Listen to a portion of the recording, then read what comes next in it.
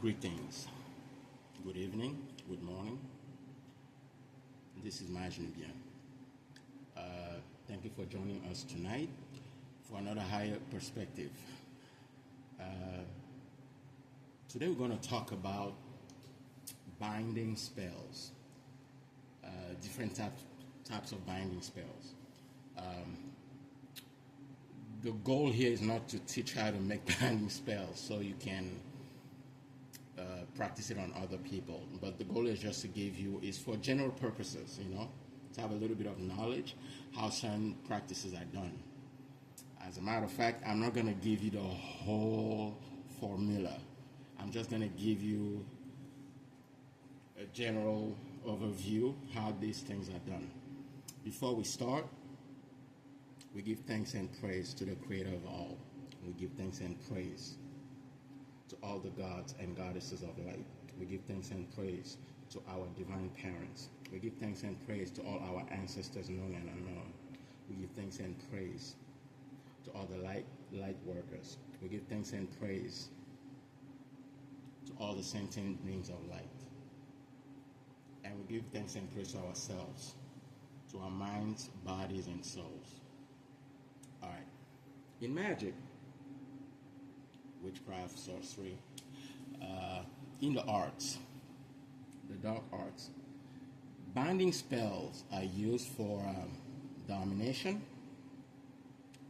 control, power, just to name a few. Binding spells are used in in politics, in the military, in love matters, and even sexual matters. There are different ways to make binding spells. The more the person is willing to sacrifice, or the most, how can I put this? The more evil a person is willing to go, the more powerful the binding spell. So, I'm going to give you a few examples of binding spells. I'm going to tell you their purposes. For example, where I'm from, right? Here's one example of a binding spell for love. So, lemongrass, for those who know, has many properties. But before we even get to that, you need to understand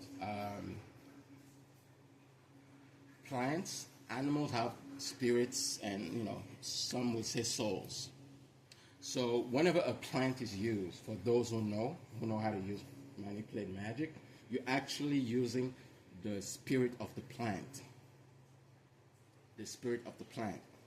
That's why they will always recommend and tell people, if you're going to use the spirit of a specific plant, do it on a specific day, at a specific time, or do it, there are some rituals that go with it.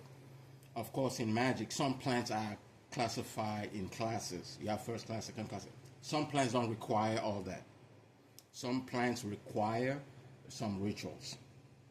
So, lemongrass is one of them. In the dark arts, lemongrass is used for many things. So, I'm just going to focus on the binding spells. This is how it's done in my country. So,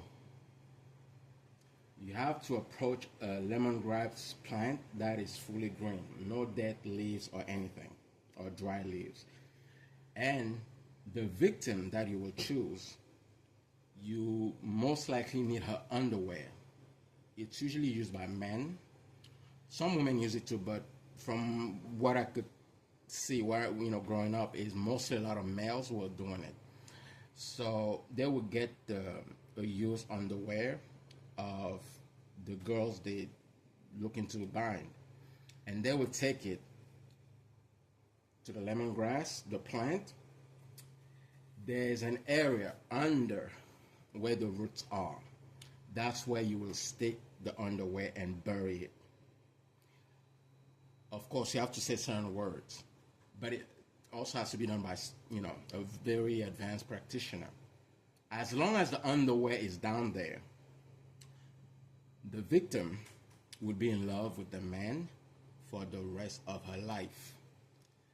As it happens, sometimes, oh, I forgot to mention, as long as that plant is alive, lemongrasses can, they can live for a very long time.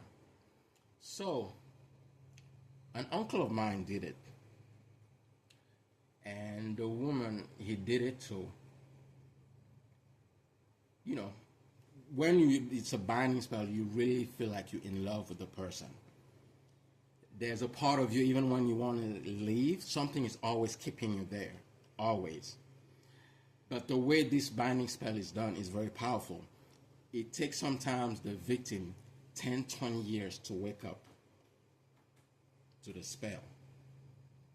And by the time, sometime when they wake up, you usually have like 10, 15 children already.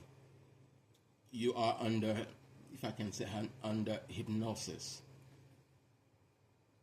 Whatever the husband or the boyfriend says is just his wishes are, commands. Even when something in your soul is rebelling, but you're still there, because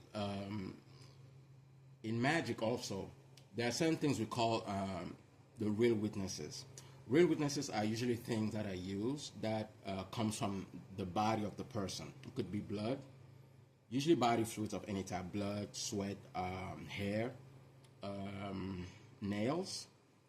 The second witnesses are usually clothes, underwears, and stuff like that.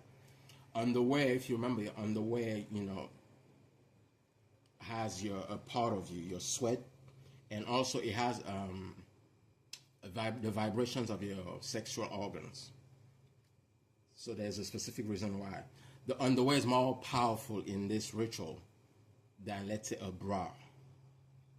Because where the sex organs are, that energy is very powerful. So back to the story in question. So the aunt in question, she woke up when the spell was starting to lose its power. It finally lost its power completely. By the time she woke up, she already had like 10 children. She wanted to leave, but she made her mind. She said, well, I already have children. What's the point of living? What man is going to take me? That's one example. Another example is this.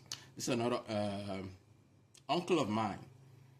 We're about the same age, but you know how it goes in some families. He was my uncle. So they use a gecko, that little animal, a gecko. So you have to get a gecko. You kill it. Oh my God, I'm so sorry. We're on YouTube. You unalive it, and then you sever the head, and you dry the whole thing. You have to dry under the sun. I have to specify.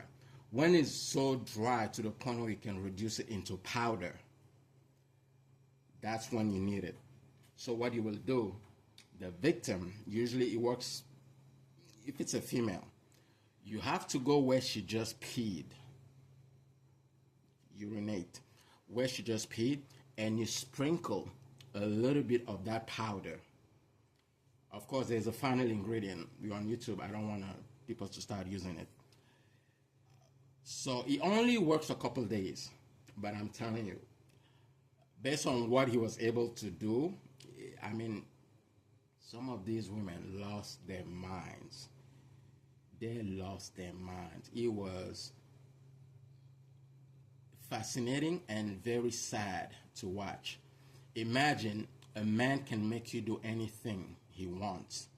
You just go along. You cannot say no. You're like, you're worse than a slave. But that one only lasts for a couple of days. Of course, the other type of binding spell, you all know about menses, female menses, women know. But what some people don't know, there are levels to the menses. If a girl can take her menses and say certain words and do certain invocation and incantations and even evocations, and she puts it in her husband's food, oh man, yeah, he's done with. He's done with. But in some places you have to renew it every month. Some places once a year. Some places, depending how powerful the ritual was. Okay, here's another one.